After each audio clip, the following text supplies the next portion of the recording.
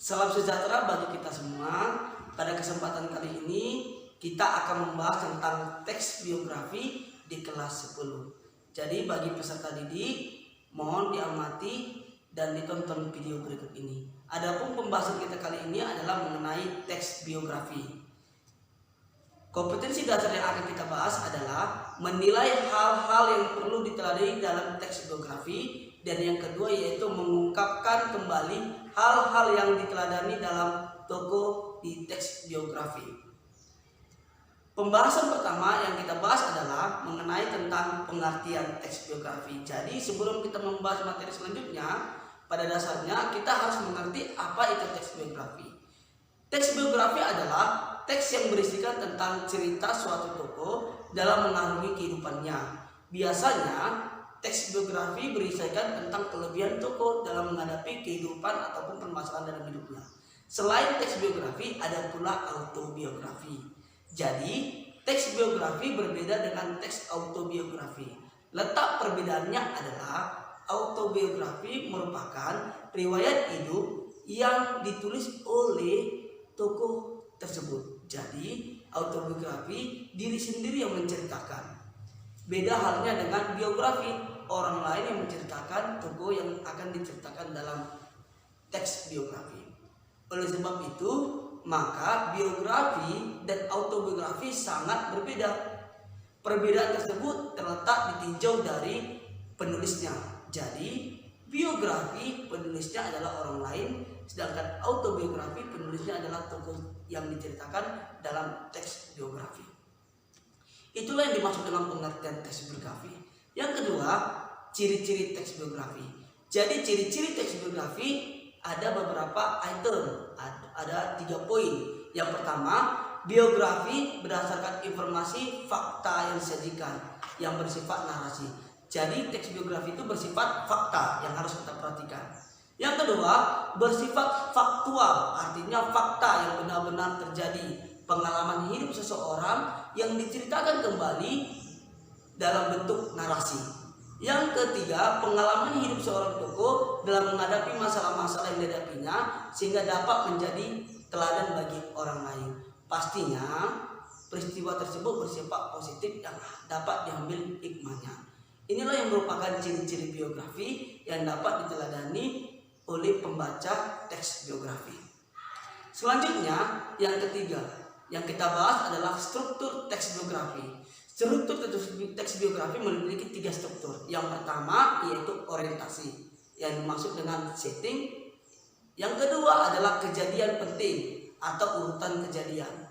Yang ketiga adalah reorientasi. Orientasi adalah awal, pembuka dari asal-usul dari tokoh biografi itu. Bisa yang menceritakan tentang asal-usul ataupun penumpuan tersebut, keluarganya, dan lain-lain. Yang kedua adalah kejadian penting, hal-hal yang merupakan kejadian penting terhadap tokoh tersebut di dalam biografi. Yang ketiga adalah reorientasi, merupakan penutup berisi komentar, evaluatif, ataupun penutup dalam teks biografi.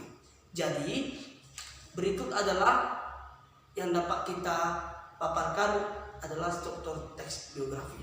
Selanjutnya, tadi ada teks yaitu struktur teks biografi. Selanjutnya yang kita bahas yang keempat yaitu mengenai teks biografi. Ya, di sini ada judulnya tentang teks B.J. Habibie yang harus kita bahas tentang strukturnya. Jadi strukturnya dapat kita lihat sebagai berikut. Jadi di sini ada di dalam teksnya 3 struktur. Yang pertama adalah orientasi, yang kedua adalah peristiwa-peristiwa penting, yang ketiga adalah orientasi. Jadi pada umumnya kegiatan ataupun struktur yang dilakukan dalam teks biografi lebih banyak memaparkan tentang peristiwa penting. Selanjutnya yang kita bahas adalah menemukan pola penyajian karakter unggul dalam tokoh dalam biografi. Jadi menemukan pola karakter tokoh dalam teks biografi adalah berbentuk narasi. Jadi di dalam teks biografi itu memiliki struktur. Jadi polanya berbentuk narasi. Jadi pola penyajian teks biografi dapat dilihat dari alurnya. Jadi alurnya itu biasanya bersifat alur maju, ya, berarti progresif. di dalam teks biografi yang harus kita perhatikan. Jadi sudut pandang juga termasuk hal yang penting dalam pola penyajian teks biografi. Sudut pandang yang digunakan boleh orang pertama, orang kedua, dan orang ketiga. Tergantung bagaimana kita menulis teks biografi tersebut. Orang pertama itu apa? Saya, aku. Orang kedua yaitu seperti kamu, kau. Dan orang kedua jamak seperti kalian. Dan orang ketiga tunggal seperti dia dan menggunakan nama orang.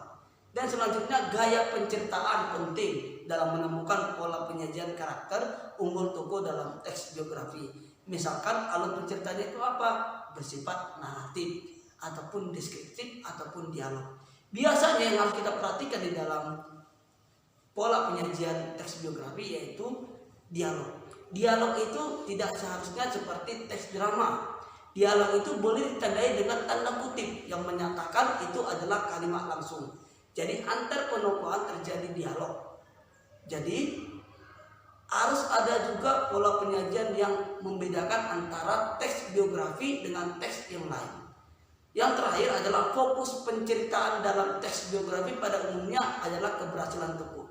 Jadi di dalam teks biografi yang harus kita perhatikan adalah bagaimana kita dalam menyajikan keberhasilan tokoh dalam penyampaiannya kepada pembaca. Yang pastinya penokohan yang kita bahas harus adalah penokohan yang memiliki pengaruh yang luas di dalam lingkup yang sangat luas. Jadi berikut video pembelajaran mengenai teks biografi. Semoga peserta didik kelas 10 dapat memahami tentang teks biografi. Sekian dan terima kasih dari saya Ricky Francisco. Salam sejahtera untuk kita semua.